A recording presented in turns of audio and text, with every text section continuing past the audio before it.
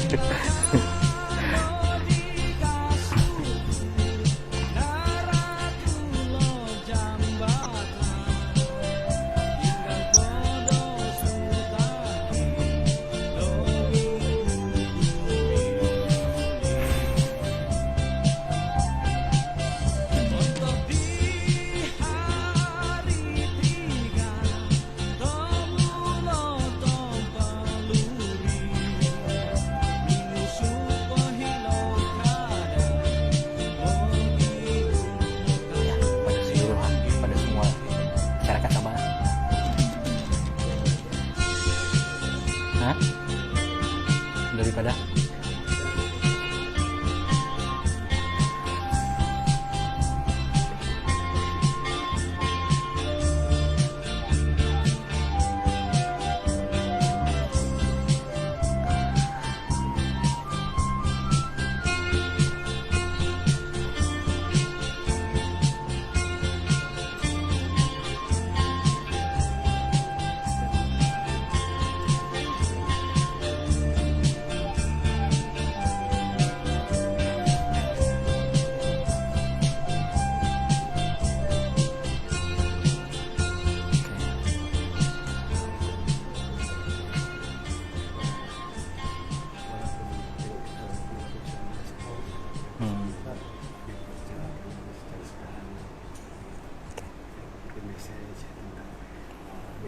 tentang keamanan ya, budaya ini terus disampaikan diwariskan kepada generasi muda.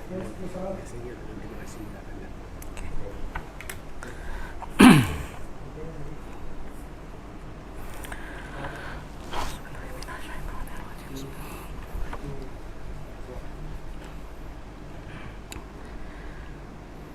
Assalamualaikum, salam sejahtera Program Ulang Suara Fitri menemani anda. Kita bersiaran hari ini dengan membawakan isu kali ini adalah berkenaan total lockdown, pandangan dari sudut kesihatan. Tapi sebelum itu, ingin Fitri mengucapkan Kotobian Tadau Tagazodo Keamatan kepada seluruh masyarakat Sabah. Kita raikan keamatan kali ini mengikut tema pada tahun ini, iaitu keamatan tanpa sempadan demi pendamaian dan keamanan.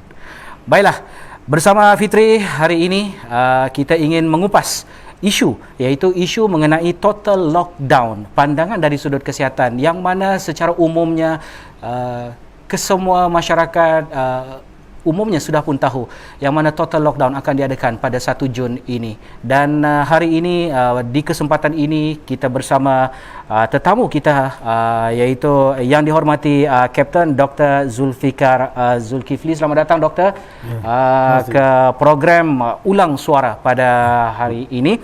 Dan sebelum kita teruskan ke topik kita iaitu total lockdown ini, pandangan dari sudut kesihatan, ingin saya memberikan sedikit huraianlah mengenai background, mengenai latar belakang Dr. Zulfikar ini. Beliau merupakan bekas pegawai perubatan Angkatan Tentera Malaysia dan kini beliau telah pun sedang membuka klinik kesihatannya, dan juga Dr. Zulfikar juga sedang melakukan program outreach yang tetap di Warisan Square.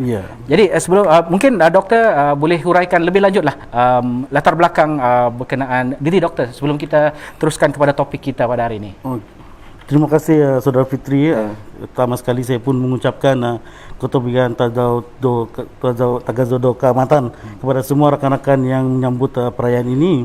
Dan of course saya juga ingin menyampaikan ucapan terima kasih, thank you, Ponsiko, Ketuhadan dan maksyukur kepada UMNO Online, UMNO Sabah Online kerana menjemput saya membincangkan mengenai COVID-19 dari sudut pandang kesihatan. Dan saya tidaklah seorang yang sebenarnya layak untuk bercerita tentang kesihatan, kerana saya hanya sebagai seorang pegawai perubatan. Cuma apabila sahabat saya Ketua Pemuda UMNO Sabah, Engineer Abdul Aziz memberikan mohon agar saya memberikan sedikit pandangan saya sebagai seorang doktor, dan saya terimalah. Memandangkan pada saat ini ramai orang tidak memahami, ramai orang yang masih lagi merasa keliru dengan isu COVID-19 walaupun sudah 14 bulan kita mengharungi ini. Ya, betul. Dan hari ini kita sudah tahu bahawa kita sudah kembali kepada ground zero, saya rasa. Kembali kepada bulan Mac, 18 Mac 2020, malah lebih teruk lagi kerana bilangan kes itu sudah makin banyak. Jadi balik kepada diri saya sendiri itu, benar saya adalah anak jati di Sepanggar, alumni Tadika Dewan Kampung Likas, alumni SK Likas, SMK Likas, dan selepas itu melanjutkan pelajaran di UKM. Sebelum saya memasuki perkhidmatan tentera selama 10 tahun.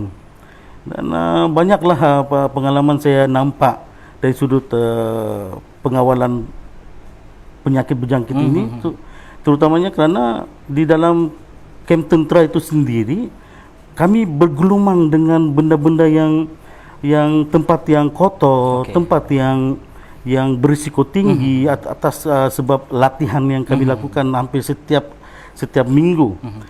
Ada, kita tahu ada yang sampai pergi mengharungi paya-paya, tidur di atas tidur di paya itu sendiri. Pengalaman yang tidak boleh dilupakan. Jadi faktor public health ini ada sesuatu yang penting di dalam tentera itu sendiri. Jadi apabila negara kita terkesan pertama kali dalam wabak yang sungguh dahsyat ini, perkara ini sendiri mengingatkan saya kepada apa yang kami lakukan,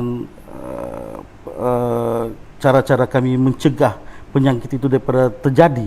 Kerana pencegahan itu kami yakin adalah lebih baik berbanding merawati penyakit itu. apatah lagi penyakit itu tidak ada obatnya. Yang dalam arti kata yang lain yang unknown sources, and then we don't know the actual ataupun the exact treatment of COVID-19. Jadi saya daripada situ, pengalaman daripada tentera itu mengajar saya bahawa di dunia ini tidak ada apa-apa yang terjamin. Kita mesti sentiasa bergerak maju ke hadapan, dan perkara seperti yang COVID-19 ini kita tahu bahawa ia ada satu penyakit yang baru dan tidak boleh dipandang enteng. Betul. Dan selepas itu dalam tentera itu saya membuka klinik yang saya namakan klinik Dr. Zulfikar, dan ia bertempat di Telipuk Ria, dan satu lagi saya buka program outreach tetap di Warisan Square. So di Warisan Square itu dia lebih kepada pemeriksaan secara tetap swab COVID-19 lah. So basically begitulah apa saya punya pengalaman. Tidak adalah yang hebat sangat. Cuma kalau untuk berkongsi faham tentang COVID, insya-Allah saya akan cuba sedaya upaya saya untuk dalam tempoh 1 jam ini dalam sesi ulang suara. Baik doktor. Okey, kepada anda semua, kita bersiaran secara langsung ketika ini menerusi laman Facebook UMNO Online Sabah. Untuk itu kepada anda yang ingin mengajukan sebarang soalan, boleh ajukannya menerusi komen-komen. Sila hantarkan komen anda. Dan kita terus sajalah doktor kepada isu kita pada hari ini, iaitu mengenai total lockdown, pandangan dari sudut kesihatan. Okey. Total lockdown. Okey, kita ni sudah berpengalaman doktor mengenai total lockdown. Dari 14 bulan dah. Selama 14 bulan. Kita sudah berpengalaman dari segi total lockdown ini. Jadi sebelum kita masuk lebih dalam mengenai total lockdown ini, mungkin doktor boleh berikan sedikit pendapat umum mengenai COVID-19 ini. Pendapat umum COVID ini seperti kita tahu ialah saya rasa rakyat Malaysia di luar sana lebih memahami daripada saya sudah sekarang ini, kerana mereka telah bersama-sama dengan virus yang membunuh ini selama lebih dari setahun.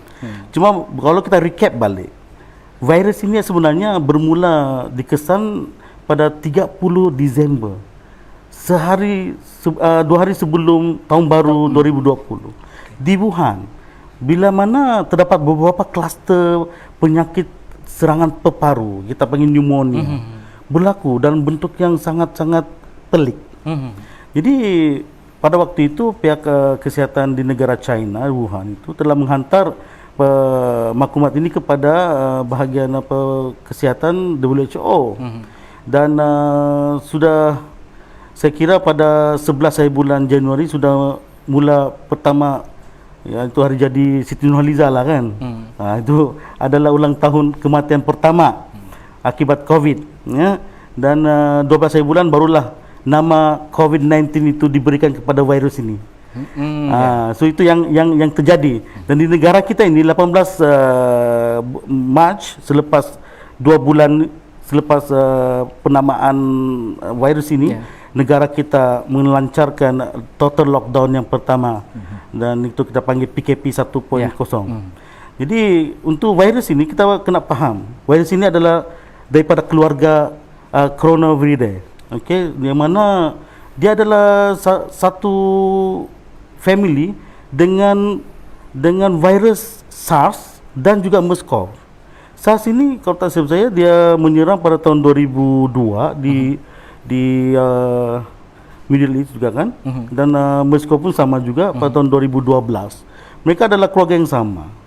Jadi dikatakan bahawa kadar kematian akibat daripada SARS dan MERS-CoV ini lebih tinggi, tetapi kadar kebolehjangkitan untuk COVID ini lebih tinggi. Jadi COVID ini dia boleh merebak dengan luar biasa lajunya berbanding dengan abang-abangnya itu. So jadi kadang-kadang ada orang bertanya kenapa kita terlalu cepat mencipta virus. Ya, kerana kita sudah pernah mencipta virus abang-abangnya itu. Jadi kita hanya, bila kita sudah ada template-nya, kita hanya perlu ubah sedikit dia punya formula, lalu bolehlah terciptanya vaksin itu. Ini sebagai permulaan kenapa, sebagai jawapanlah kenapa begitu laju vaksin-vaksin ini dicipta. Adakah ini evolusi, doktor? Evolusi daripada MERS-CoV dengan Ya, sudah semestinya, sudah semestinya. Kerana mereka itu adik-beradik. Lainlah kalau kita tiba-tiba yang corona ni daripada family katakanlah herpes ataupun daripada Ebola. Itu mungkin lama. Tetapi oleh kerana familinya itu sama. Jadi dia punya spike protein, kita panggil antara yang akan spike protein ini adalah pada virus itu yang akan melekat pada sel kita yang menyebabkan tindak balas yang berantai itu. Jadi dia punya spike protein lebih kurang sama.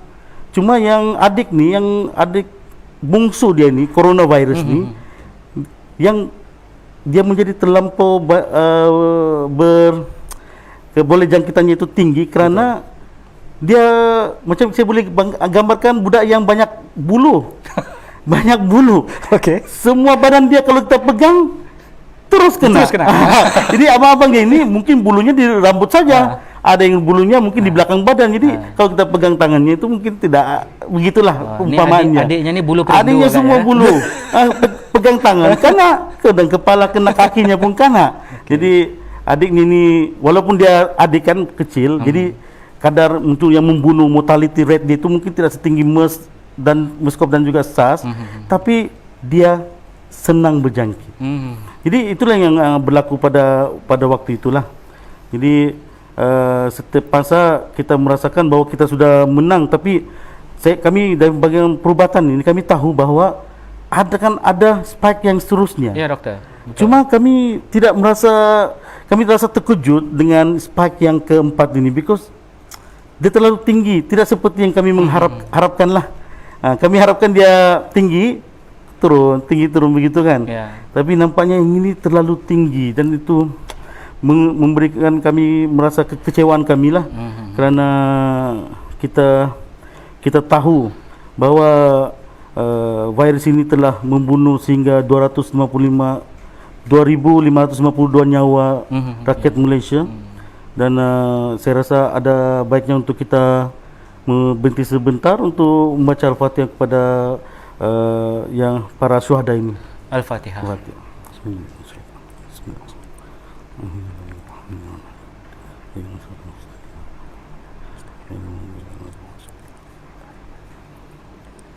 Amin amin ya rabbal alamin. Dan untuk makluman anda semua, rekod hari ini daripada Kementerian Kesihatan turut mencatatkan seramai 79 mangsa COVID turut meninggal dunia hari ini. Jadi okey doktor. Kita telah bercerita berkenaan COVID-19 dari MERS-CoV, macam mana dia berkembang kan dari MERS-CoV sehinggalah ke COVID-19, dan kini vaksin pun sudah diberi kepada rakyat Malaysia dan hampir saya kira hampir 1 juta rakyat Malaysia telah menerima vaksin. Tapi yang menjadi isunya sekarang ni doktor, terdapat varian baru pula ni doktor. Bukan lagi varian dari India, malah ada varian daripada UK. Bagaimana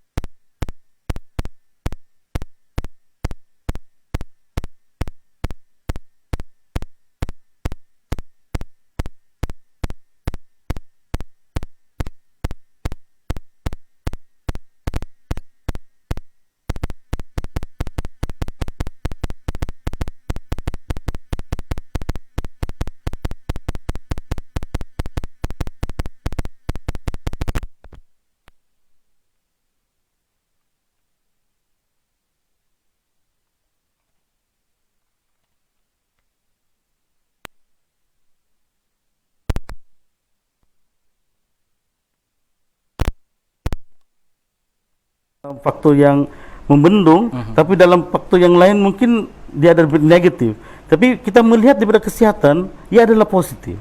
Jadi saya merasakan bahawa varian-varian yang baru ini kita mesti halang masuk ke negara kita melalui salah satu caranya melalui lockdown.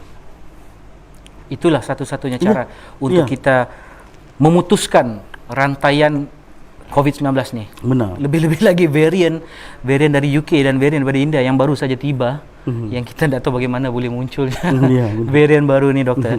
Okey, kita sudah cerita pasal berkenaan varian dengan vaksin ni, doktor. Mungkin kita boleh cerita berkenaan dengan simptom-simptom COVID-19 dengan rawatan-rawatan yang ada ni untuk macam seperti mana yang kita sedia maklum, terdapat ada satu simptom baru, doktor, yang dipanggil sebagai happy hypoxia.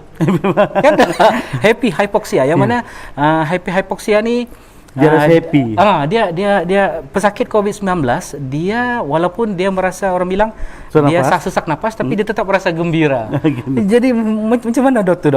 Mungkin doktor boleh ulas sikit berkenaan dengan simptom happy hypoxia ni, doktor.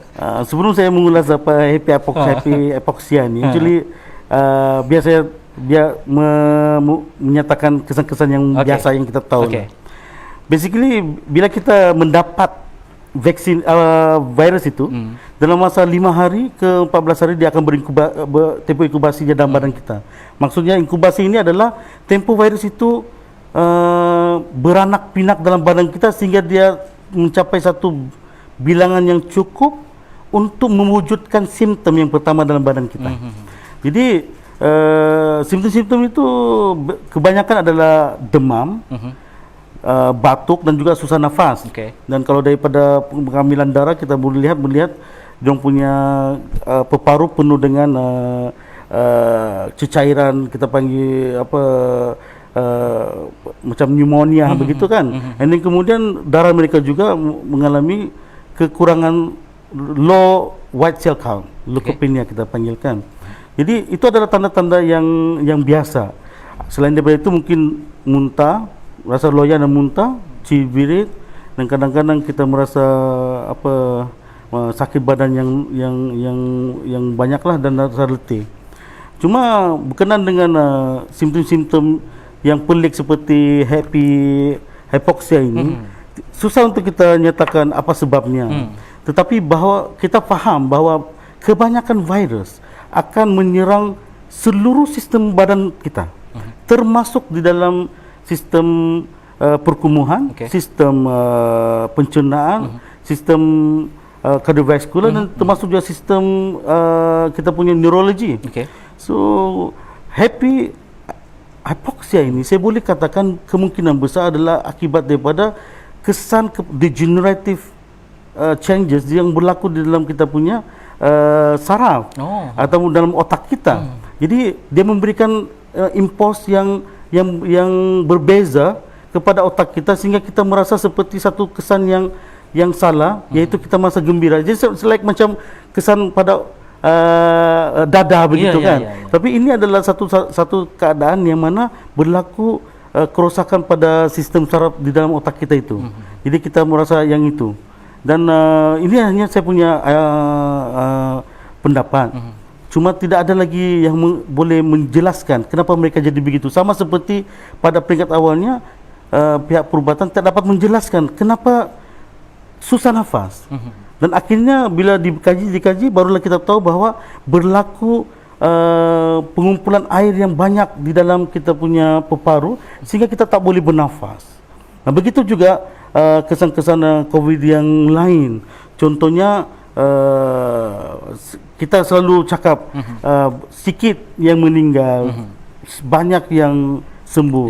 Tapi banyak orang tidak memahami kesan yang satu ini yang kita panggil long COVID, long COVID complication. Itu adalah kesan sampingan jangka masa panjang ataupun berterusan sepanjang hayat pesakit itu, iaitu contohnya peparu mengalami fibrosis, kita panggil parut peparu. Parut peparu itu tidak akan berfungsi menjadi peparu lagi. Dia adalah sel yang sudah mati jadi paru. Sebab itulah ada banyak pesakit COVID setelah sembuh, mereka mengatakan mereka tak boleh bernafas normal.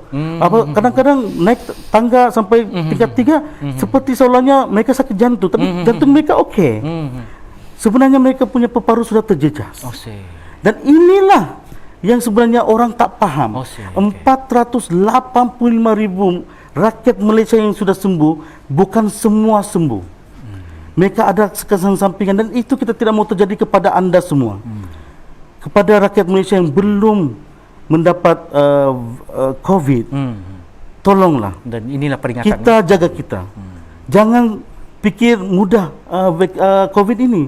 Ya, kebanyakannya tidak akan mati. Tetapi kesan COVID itu, long COVID, anda mungkin akan menyicarinya seumur hidup. Itu baru peparu.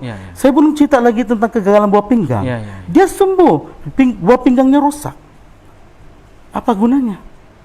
Nah, ini yang kita perlu, saya pikir perlu ada, bukan saya yang authority yang untuk bercerita bilangan-bilangannya, tapi long COVID ni, complication, mungkin ada pakar kita yang boleh bercerita dengan data yang lebih tepat, untuk memberitahu kepada rakyat betapa menderitanya pesakit-pesakit COVID yang sudah sembuh ini. Walaupun sudah sembuh, masih lagi COVID itu menghantui hidup mereka. Masya Allah, mungkin kalau dapat sembuh dalam 2-3 bulan, Alhamdulillah. Tapi ada yang mengatakan dalam kajian itu tidak akan sembuh selama-lamanya. Begitulah. Dan saya pun baru call saya punya saudara, seorang makciknya baru meninggal. Ini apa sakit COVID.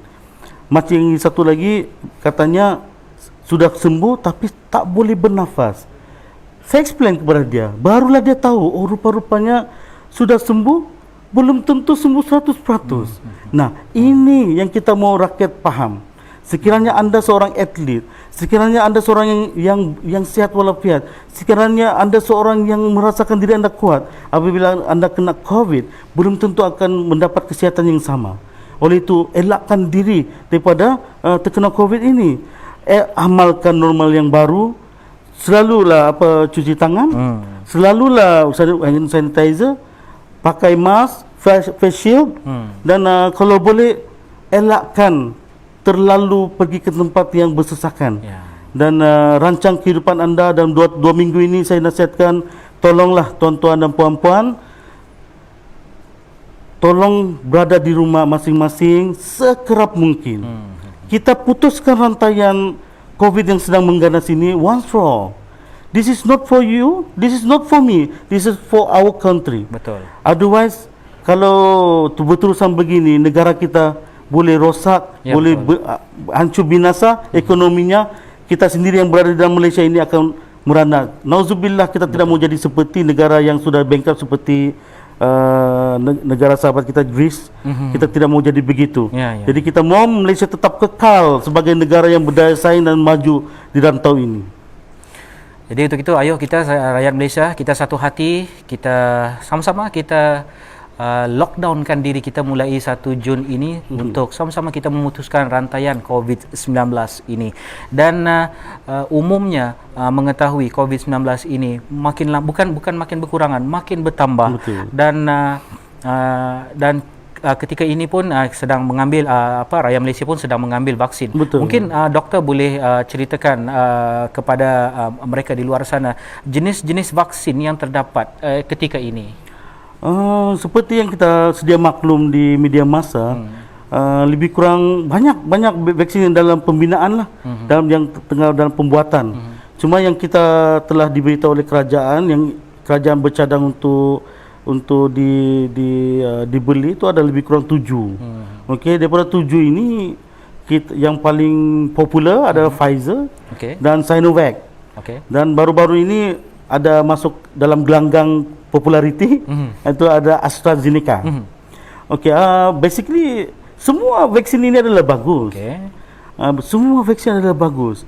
Dia telah dicipta mengikut spesifikasi dan prosedur yang ketat dan dikawal selia oleh WHO dan juga Kementerian Kesihatan negara masing-masing.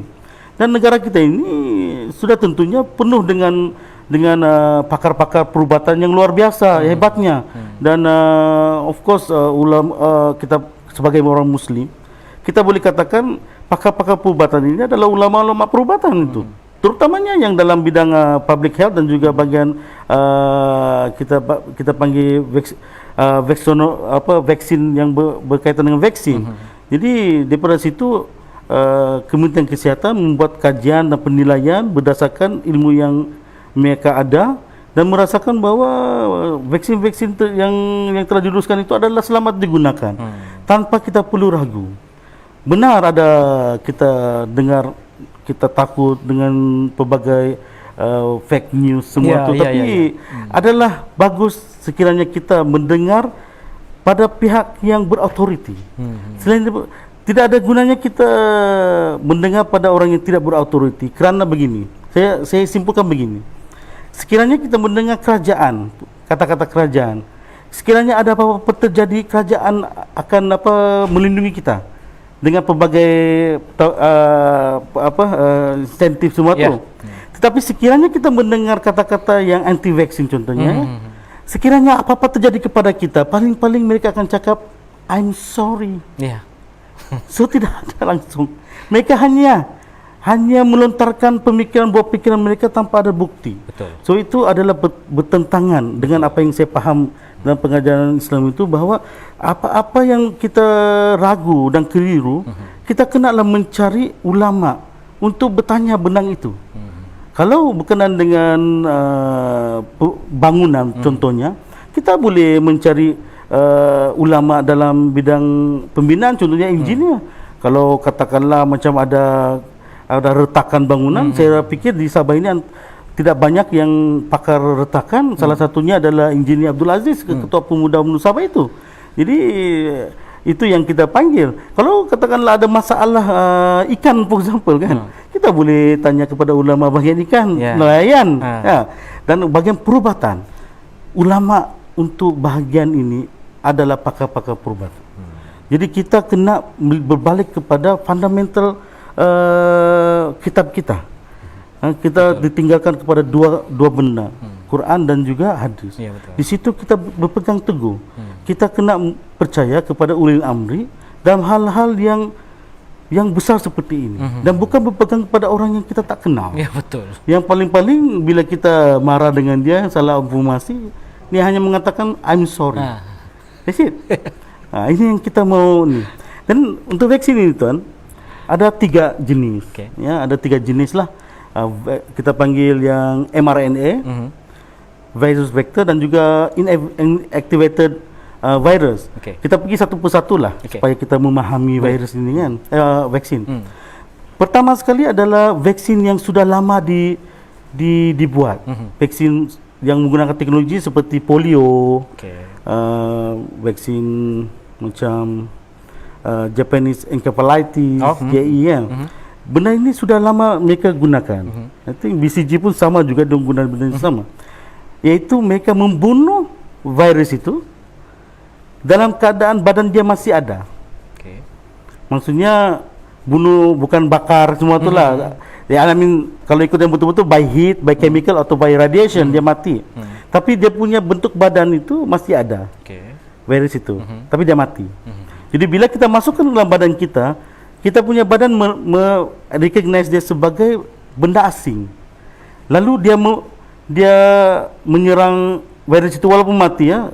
So ganaslah kita punya imuniti ni ya. Mati pun dia serang juga. Jadi dia serang, dia mendapat pengalaman cara membunuh this kind of virus. Dan ini yang kita mau reaction dalam badan kita, seolah-olah memberikan latihan kepada imuniti kita agar mengenal virus ini.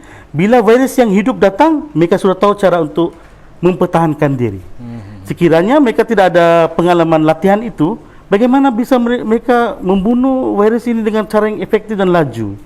Dan begitu juga yang virus yang seterusnya itu virus vector virus. Vector virus ini mereka menggunakan virus yang lain sebagai vektor. Maksudnya vektor ini membawa kepada spike protein yang saya bilang tadi itu. Jadi bila dia masuk ke dalam itu, dia tidak akan memberikan reaksi sama seperti virus corona. Tapi spike proteinnya itu tetap dikenali oleh imuniti kita dan berlatih membunuh mereka. Jadi virus yang menjadi vektor ini selalunya virus yang lebih ringan, lebih macam virus semua biasa mungkin begitu kan. Jadi senang untuk badan kita membunuh mereka dan bereaksi dan membentuk imuniti. Yang ketiga, satu virus yang agak popular sekarang ini ada kontroversial, tapi tetap saya mengatakan adalah baik karena mereka telah membuat kajian yang sangat teliti, yaitu Pfizer. Pfizer ini adalah teknologi baru. Mereka menggunakan mRNA, messenger RNA itu, yang mana tidak ada melibatkan virus, tetapi dia membawa messenger RNA itu ke dalam badan kita dan membentuk cetakan ke atas mRNA. Boleh dikatakan begini, sepertinya badan kita ini adalah komputer, yang itu vaksin itu adalah pendrive. Pendrive masuk dalam badan kita, jadi kita boleh mengekstrak maklumat yang kita mau. Dan maklumat itu adalah tentang imuniti ke atas virus corona. Dan itu yang terjadi. Dan banyak juga orang yang masih tidak memahami perkara ini. Tapi pada saya, apapun jenis vaksin itu, terimalah. Karena vaksin ini terbukti berkesan seluruh dunia. Berkenaan dengan perkara-perkara side effect lah apalah, saya boleh katakan bahawa itu ada side effect yang akibat daripada orang-orang yang mempunyai darah gemuruh begitu kan. Mungkin kita akan kupas mungkin sebentar lagi lah.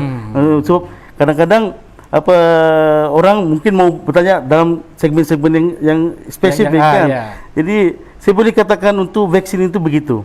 Berkenaan dengan ubat coronavirus buat masa ini tidak ada lagi lah yang saya dengar berkesan. Cuma yang boleh mengurangkan kesan keseriusan penyakit itu, kita ada dengar kajian tentang penggunaan steroid, which is boleh memberikan bantuan kepada pengurangan simptom itu betul. Cuma untuk the exact confirm medicine for COVID belum ada lagi yang jumpa berdasarkan. Okey, anda sedang mengikuti secara langsung menerusi laman Facebook UMNO Online Sabah, dan kita sekarang ni sedang berbicara mengenai total lockdown pandangan dari sudut kesihatan. Kalau tadi kita telah pun berbicara bersama dengan Dr. Zulfikar berkenaan vaksin, jenis-jenis vaksin, simptom-simptom dan varian-variannya, dan kepada anda yang ingin mengutarakan sebarang soalan ataupun komen, boleh hantarkannya di laman FB UMNO Online Sabah. Seperti ada seorang daripada kita punya follower kita yang bernama Jeffrey Nur Muhammad yang ingin bertanyakan kepada doktor, yang mana soalan dia, apakah yang dimaksudkan dengan varian-varian seperti varian India atau varian Afrikan. Dan itu soalan pertama, doktor. Soalan kedua dia, banyak diviralkan cara-cara menghindari COVID-19 macam makan vitamin C, minum air panas atau lain-lain. Soalan dia, adakah cara-cara ini boleh dipakai ataupun tidak? Itu soalan daripada orang lama ni. Orang lama. Seperti yang kita telah nyatakan tadi, varian-varian India, UK ni adalah varian-varian yang berlaku mutasi. Mutasi pada genetik virus itu. Cumanya tidak ada beza sangat. Dia lebih kepada macam di mana dia dikesan, di negara mana. Dari sudut perbezaan dia tu boleh katakan daripada susunan genetik virus itu. Kalau saya katakan di sini mungkin tidak juga orang memahami. Senang saya katakan begini. Seperti yang saya katakan tadi, virus COVID ini seperti adik kepada SARS dan MERS-CoV itu yang banyak bulunya. Okey. Jadi yang virus India dengan Afrika ni mungkin panjang rambutnya, kan? Tapi dia tetap bulunya banyak. Mungkin yang India ni panjang di bagian tangannya, jadi lebih berbahaya. Begitulah, lebih kurang saya boleh katakan begitu supaya orang paham benda ni. Ya, dia adalah virus corona, tapi dia punya bulu panjang. Dia lebih teruk lagi daripada yang normal punya. Belum lagi masuk mungkin UK, mungkin dia apa kita panggil tomahawk. Oh, tomahawk. Tomahawk itu lagi bahaya. Jadi lebih kurang begitulah tuan-tuan dan puan. Dia punya perbezaan adalah dari sudut dia punya perbezaan genetik daripada virus itu yang boleh digambarkan seperti yang rambut spike protein daripada virus itu. Dan berkenaan dengan saya fikir vitamin C dan air panas, yang lain itu saya tak pastilah. Tapi air panas ini saya boleh katakan saya masih lagi terfikir tentang kita punya menteri dipersendakan tentang minum air panas tu kan. Saya sebenarnya tidak, sebab bagi saya kebanyakan virus telah dibuat satu kajian bila kita minum dia boleh mematikan virus bila dia sampai ke dalam perut kita, itu real. Dan selagi tidak ada kajian lain memandangkan kajian ke atas virus-virus yang lain boleh membunuh virus melalui minum air suam itu sampai ke asid klorik perut kita, maka saya boleh simpulkan pada ketika itu, pada awal Mac itu, saya rasa bulan Mac, saya rasa saya setuju bahawa minum air suam itu adalah baik untuk kesihatan. Dia boleh menghalau, boleh membawa virus itu masuk ke dalam perut kita dan terbukti sebenarnya alhamdulillah ada kajian terbaru baru-baru ini rupa-rupanya benar. Virus boleh mengelakkan terkena virus itu sekiranya kita kerap minum air ini. Itu daripada satu kajian di luar negara lah. Dan alhamdulillah maksudnya menteri kita adalah ayat itu betul. Dan terbukti sepanjang terbukti pada tahun ini. Pada mungkin tahun lalu dia tak dapat nak mempertahankan dirinya, tapi bagi saya bila kajian itu menunjukkan virus-virus yang lain itu boleh dikurangkan kejangkitannya itu melalui minum air suam, mungkin yang virus yang baru ini tak sepatutnya kita memandangnya bahawa tidak boleh dan kita menghalang orang minum air, melainkan kita mempunyai agenda yang lain untuk memberikan tekanan kepada menteri kita yang kita rasa membuat kerja yang terbaik kepada negara kita pada waktu itu dan sekarang. Dan berkenaan dengan vitamin C ini juga sudah diberikan banyak kajian-kajian, dia boleh meningkatkan rintangan ke atas penyakit. Dan walaupun tidak ada kajian-kajian menunjukkan penyakit COVID ini boleh disembuhkan secara rasmilah kepada virus itu, tapi untuk penyakit-penyakit lain, bakteria dan virus yang lain, vitamin C memang boleh meningkatkan rintangan kita ke atas penyakit. Why not?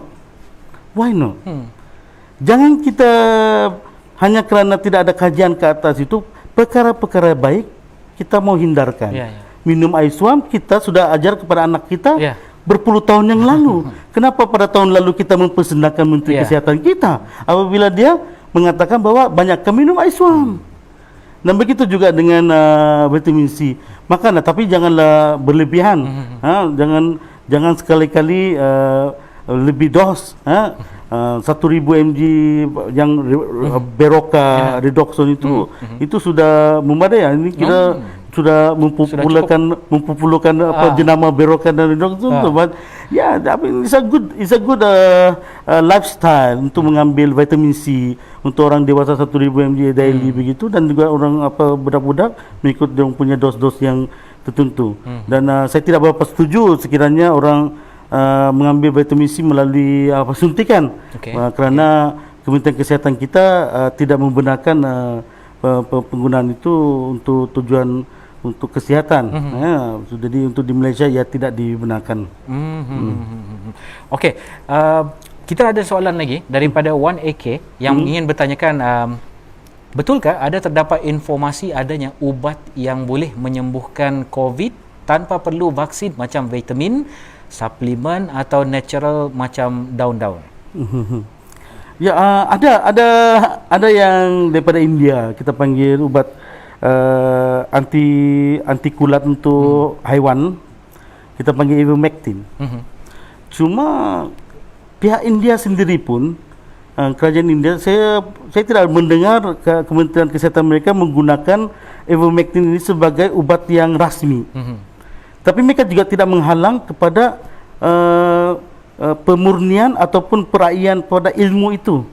Tidak salah untuk kita mencuba sekiranya kita ada bukti ke atas itu.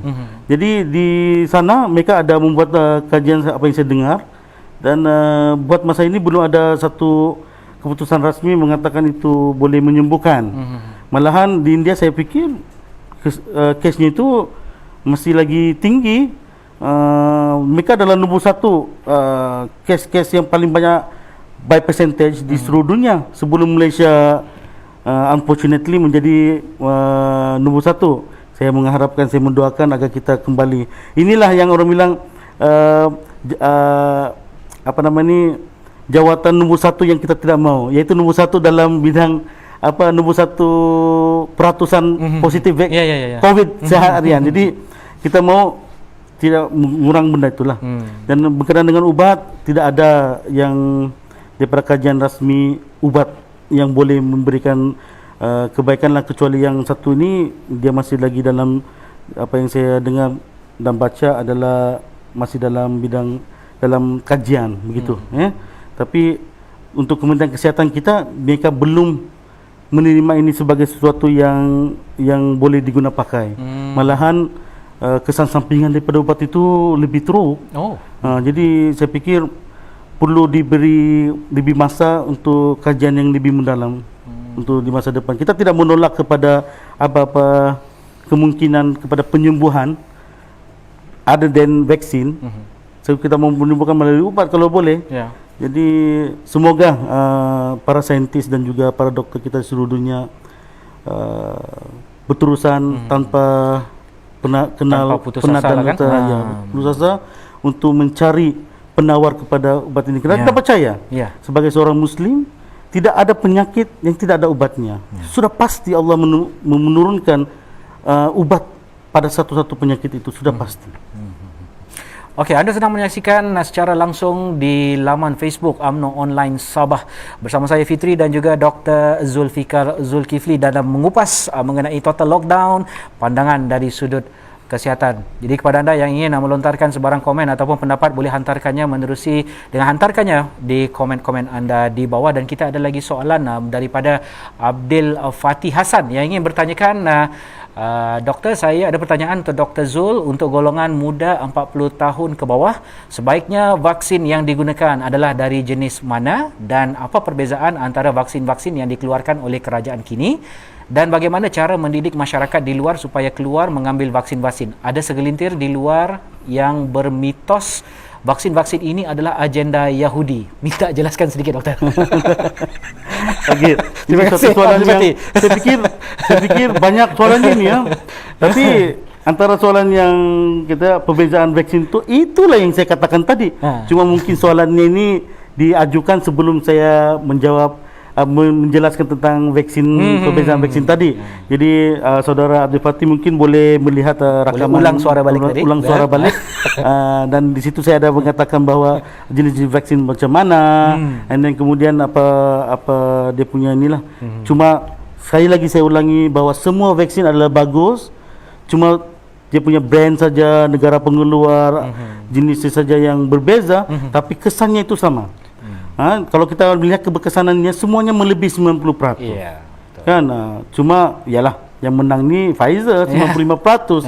Cuma saya pikir seperti vaksin-vaksin kita yang lain yang selalu kita ambil, contohnya seperti typhoid, saya rasa dia cuma 70% keberkesanannya. Cuma vaksin ini sekiranya dia lebih daripada 60%, dia sudah dikira vaksin yang bagus. 60%. Jadi kalau 95% dia sudah dipikir sebagai vaksin yang terbaik. 90% sudah terlalu bagus. Jadi kita tidak perlu rasa risau dan ralat. Pergilah keluar untuk mendapatkan vaksin itu. Dan untuk soalannya bagaimana mendidik, ya inilah seperti yang telah diinspirasikan oleh UMNO Sabah Online. Inilah salah satu platform untuk mendidik masyarakat untuk mengambil vaksin pada kadar yang segera. Jangan berlengah-lengah lagi. Ibu bapa anda hanya satu saja. Tolonglah mereka untuk mendaftar dengan MySejahtera dengan kadar segera dan dapatkan.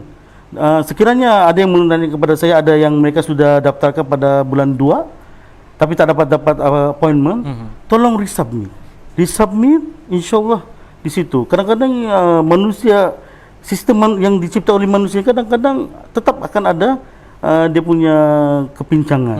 Jadi kita tidak boleh mengatakan 100% mana-mana sistem itu bagus. Cuma saya meminta sekiranya tidak dapat lagi jadwal itu tarikh untuk vaksin, tolong resubmit. InsyaAllah semoga dapat lebih cepat tarikh untuk vaksinasi tersebut.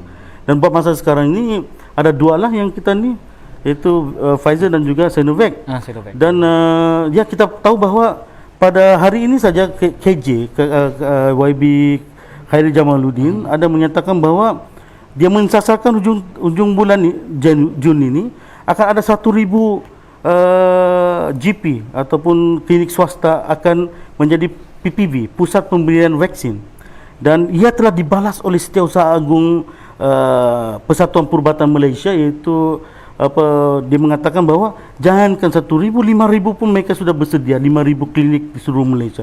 Cuba bayangkan, sekiranya 5,000 ini come into the picture, bersama-sama dengan klinik dan hospital di bawah fasilitas KKM, kita yakin dan percaya bahawa hujung tahun ini insya-Allah akan selesai semuanya.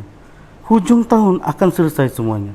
Saya telah membuat satu cerita pengira matematik yang mudahlah berdasarkan kepada maklumat itu. Ya, sudah semestinya kita boleh mencapai 23 juta plus gitu. Yang mana 25 juta itu adalah orang asing kan, yang berkelayakan untuk kita bagi vaksin itu. Mungkin kedutaan negara asing, expatriate semua itu kan. Jadi itu semua boleh dicapai pada hujung tahun ini. Cuma anda rakyat Malaysia, yakinlah bahawa apa yang dibuat oleh kerajaan pada hari ini adalah yang terbaik. Vaksin itu adalah yang terbaik, dan seluruh dunia telah, negara di seluruh dunia sudah mengambil benda ini. Sekiranya kita merasakan itu adalah agenda Yahudi, kenapa Yahudi mengambil vaksin yang sama? Kita boleh katakan mungkin vaksin yang lain digunakan oleh pihak Yahudi, tapi percayalah, di situ juga ada doktor-doktor Islam di Yahudi, di Israel. Dia tidak ada tempat yang tidak ada orang Muslim. Jadi kita melihat kepada teori konspirasi seperti ini adalah seperti kita tidak mempercayai qada dan qadar. Kita tidak mempercayai bahawa vaksin ini telah dikaji dan telah diuji keberkesanannya. Malahan side effect ni juga itu agak minimal, terlalu minimal. Percaya tuan-tuan dan puan-puan, saya tidak nampak ada banyak yang orang pengsan ke apakah ataupun meninggal akibat vaksin buat setakat ini. Tidak ada dalam data. Belum ada lagi kan? Belum ada. Dan untuk pengetahuan, kita sudah 2 juta lebih rakyat Malaysia telah disuntik. Siapakah yang sudah meninggal? Komplit 2 dos kan? Nah. Ya, 2 dos itu. Komplit 2 dos. Alhamdulillah, alhamdulillah. Ya. Jadi kepada anda di luar sana yang masih lagi belum mendaftarkan anda untuk dapatkan vaksin, sila daftarkan dengan segera dengan muat turun aplikasi MySejahtera sekarang dan daftarkan nama anda untuk dapatkan vaksin. Tak kiralah apa juga jenis vaksin sekalipun, Pfizer ke, AstraZeneca ke, Sinovac ke, yang pastinya semua vaksin ini adalah untuk kita sama-sama meleraikan rantaian COVID-19 ini. Dan kita masih lagi bersiaran secara langsung menerusi laman Facebook UMNO Online Sabah bagi dengan mengupas mengenai total lockdown, pandangan dari sudut kesihatan. Dan kita ada soalan yang terakhir, Doktor. Soalan yang terakhir. Soalan yang terakhir datangnya daripada Muhammad Azmi yang ingin bertanyakan berkenaan adakah total lockdown ini salah satu langkah tepat untuk melengkungkan jangkitan COVID yang agak kritikal hari ini, Doktor? Seperti yang saya katakan jawab tadi, sudah semestinya betul. Kerana sekiranya kita berada di dalam rumah, virus ini memerlukan perumah. Kita panggil perumah, house, untuk dia hidup. Seperti kita main policentrip ni yang kuasa kecil-kecil kan. Katakanlah saya ada virus ini, pegang, jadi ada virus. Pegang ada virus. Tiba-tiba semua kawan saya yang main policentrip ini balik rumah. Semua jadi. Kena panggil oleh mama. Saya tinggal satu orang. Adakah saya boleh kasih kena orang lagi? Tak boleh. Jadi begitulah juga umpamanya virus ini. Sekiranya mereka tidak ada perumah untuk mereka terus hidup, harus ingat herd immunity manusia. Allah telah ciptakan immunity itu sangat cantik, sangat hebat. kebanyakan manusia akan membentuk imuniti ke atas virus. Apa jenis virus juga, termasuk juga yang COVID. Cuma unfortunately ada kira-kira 1% akan mengalami simptom yang teruk sampai masuk ICU. Jadi yang itu yang kita tidak mau. Tapi kebanyakan itu akan membentuk imuniti.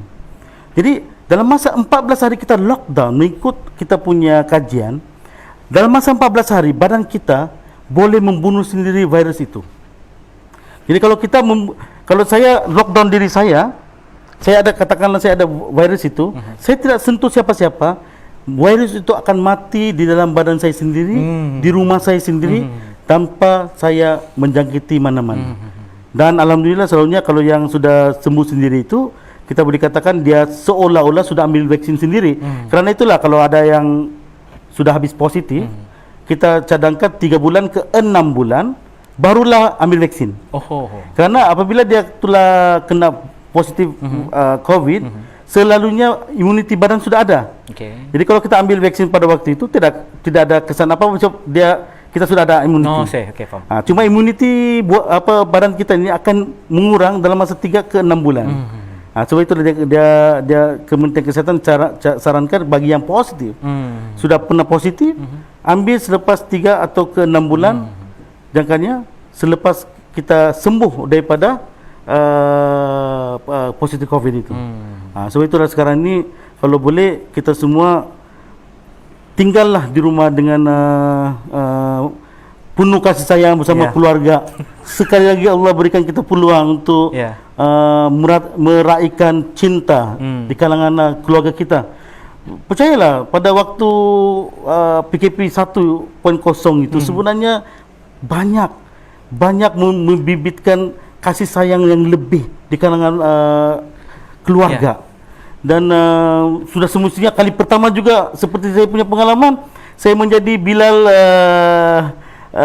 untuk menjadi baca khutbah untuk hari raya semua kan. Itu tuh pengalaman yang saya takkan lupa. Dan saya tidak akan ada pengalaman itu sekiranya tidak ada benda ini. Karena selalunya yang baca khutbah itu imam yang bertauliah. Jadi oleh karena kita di rumah, kita yang paling sulung, kita yang membaca. Rupa-rupanya bukan mudah. Ini satu-satu pengalaman yang tidak dapat dilupakan lah. Tidak dapat dilupakan. Dan alhamdulillah Allah memberikan pengalaman itu. Sekurang-kurangnya bila kita meninggal, kita ada merasakan benda yang mungkin kebanyakan orang tak berasa. Menjadi seorang yang membimbing solat bersama dengan keluarga, mungkin bersama-sama sebelum ini saat pagi kerja, petang sudah balik letih, terus tidur, kasih sayang tidak ada, semakin luntur. Tapi bila ada PKP ini, kasih sayang bertambah. Apatah lagi 9 bulan kemudian kes kes bersalin tinggi di klinik kan. Jadi kami itu benar-benar terjadi, dan itu adalah apa kita panggil cetusan cinta dan sayang pada dalam keluarga itu dimanifestasikan dengan lahirnya satu lagi, bila ada yang meninggal, patah tumbuh hilang berganti, munculnya bayi-bayi yang comel-comel, yang mana yang menjadi sebagai pelapis negara kita. Semoga insyaallah negara Malaysia ini akan kembali makmur dan maju ekonominya, dan hanya kita rakyat Malaysia yang mampu membentuk penyakit ini. Kerajaan hanya memberikan jalan dan guideline, tetapi kitalah yang akan menentukan sama ada guideline dan jalan ini akan berjaya ataupun tidak. Kita jugalah yang akan menentukan adakah Malaysia akan kekal menjadi negara yang hebat di ASEAN ataupun di Asia ataupun di seluruh dunia ini. Kitalah yang membentuk negara kita, bukan orang lain, bukan ahli politik, kita sebagai rakyat Malaysia secara umumnya. Betul. Okey, terima kasih diucapkan kepada Kapten Dr. Zulkifli di atas penerangan panjang lebar selama hampir 1 jam. Kita bersiaran langsung menerusi laman Facebook UMNO Online Sabah. Kita mengupas mengenai total lockdown, pandangan dari sudut kesihatan, dan mungkin ada tersasar sedikit dan kita kembali. Apapun, terima kasih sekali lagi kita ucapkan kepada Dr. Zulfikar kerana sudi meluangkan masa hari ini. Kita memberi sedikit ilmu baru kepada masyarakat di luar sana mengenai COVID ini sendiri dan berkenaan dengan total lockdown yang akan diadakan pada 1 Jun ini, dan diharapkan kepada seluruh rakyat Malaysia sama-sama kita menyambut seruan kerajaan dengan kita mengambil total lockdown ini sebagai satu langkah yang positif dalam kita memutuskan rantaian COVID-19 ini. Jangan kita jadikan total lockdown ini sebagai satu bebanan. Betul. Kita jadikan total lockdown ini sebagai satu peluang untuk kita, bukan saja kita memutuskan COVID-19, tapi mungkin satu peluang untuk kita bermesra-mesraan bersama keluarga. Kita jadikan peluang saat-saat ini untuk kita memperbetulkan apa-apa juga yang kaya membantu yang miskin, ya, yang betul. miskin Ya, betul. Terus istiqomah dalam kehidupan ya, ini. apapun anda semua terus beristiqomah, teruskan berhusnuzon, dan jangan lupa daftar nama anda di aplikasi MySejahtera kepada anda yang masih belum daftarkan untuk dapatkan vaksinasi anda. Dan sebelum kita akhiri program Ulang Suara, sekali lagi, jaga jarak, jaga diri, kita jaga kita, lindung diri, lindung semua. Assalamualaikum, salam sejahtera. Waalaikumsalam warahmatullahi wabarakatuh.